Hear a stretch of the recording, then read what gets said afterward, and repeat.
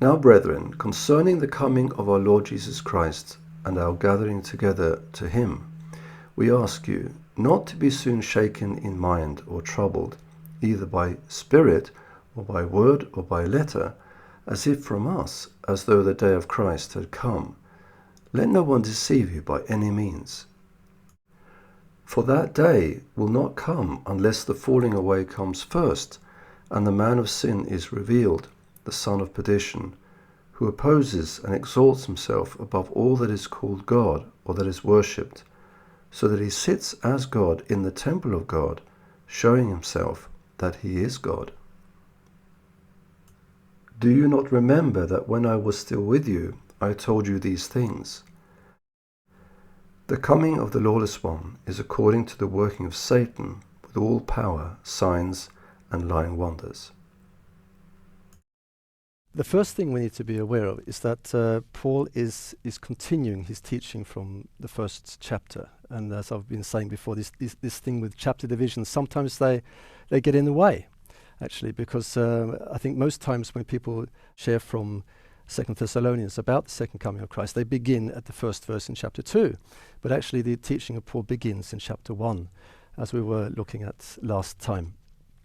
And we have to have that as the basis, the background for what Paul is saying here in chapter 2. And we saw last time that just before Jesus is revealed from heaven with his mighty angels, the church will be troubled. It will be persecuted and in tribulation. That is what Paul says in chapter 1.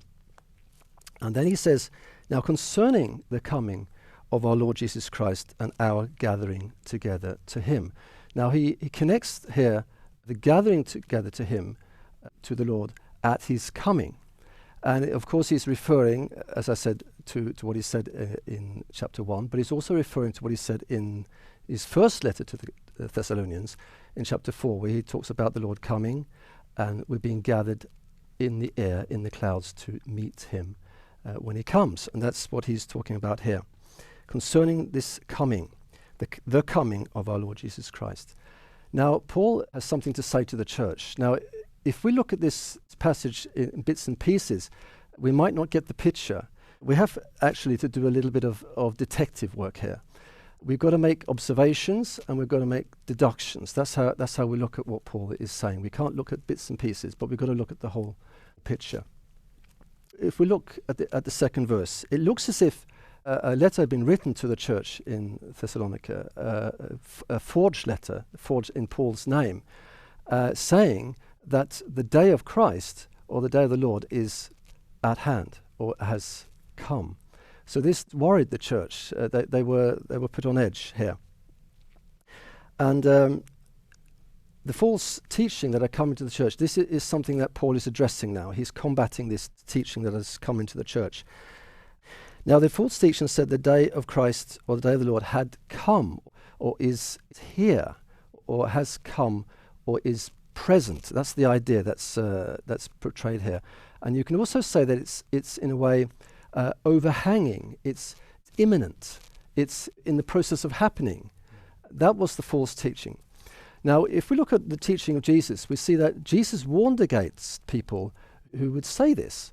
In Luke 21, he says there, do not be deceived. Don't let anyone deceive you, because many will come and say, the time has drawn near, referring to his coming. And then Jesus says, don't go after them. So that's what's happening here. People are saying the time is drawn near. Now, Jesus is going to come now.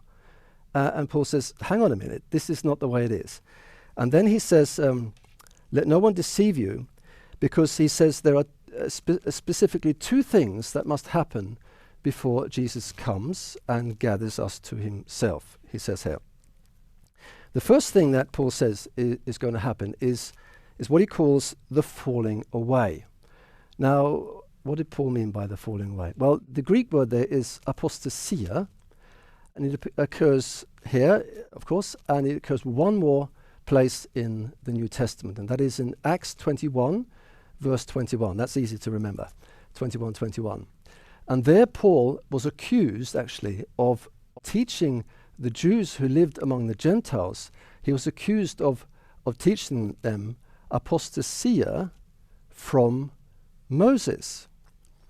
And so we see that this apostasia is a departure from a teaching, a departing from a doctrine. He was accused, falsely accused, of making the Jews depart from the teaching of Moses. That they should depart from Moses, they should leave Moses, they should rebel against Moses. And that's why this word in many English translations is translated rebellion. So we see here that it's talking about a spiritual departure, not a physical departure, but a spiritual departure from the faith. And if we go to Jesus, I think Paul is actually referring to Jesus here in the Olivet Discourse in Matthew 24, because Jesus explained in Matthew 24 that in the end time, he says, many shall fall away. That's what Jesus said. And he told of two reasons for that. That was because of false teaching and persecution. He said, many shall fall away. So I think Paul is just referring to what Jesus says in his discourse. And even Paul, he says in 1 Timothy chapter 4, he says that the Spirit says in expressly that in the latter times some will depart from the faith. So Paul says it again in a more clearer way in that passage. So that was one thing that needs to happen, because Jesus had taught this.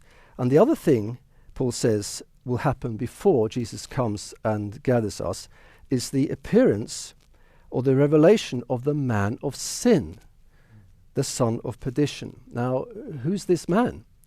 If we go to 1 John chapter 2, he's called by another title there, and that is the Antichrist. Most people say the Antichrist, but Paul, he refers to him as the man of sin, the son of perdition. Now he tells actually what this man is going to do, so he'll be recognized. We will know when this revelation of the man of sin is going to take place. And he's actually referring to Jesus in Matthew 24. I haven't got time to go into the details there, but actually he's doing that. He says that this man is going to sit in the temple of God and show himself, and by doing that, show himself that he is God. Now, if we take this phrase, the temple of God, in Greek, you'll see that this exact same phrase is found in Matthew 26. And there it talks about the temple in Jerusalem.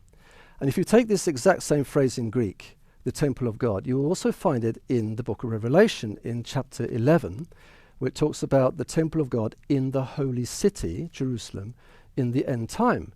So I come to the conclusion that this is talking about a physical temple of God. And if we see this in the light of the prophecies of Daniel, you see that as Jesus referred to Daniel in Matthew 24, he says that specifically, Paul is also referring to Daniel, because we see that what the Antichrist will do in the temple of God, or else it's called the sanctuary in Daniel's prophecy. We see that the Antichrist will set up an abomination of desolation in the temple.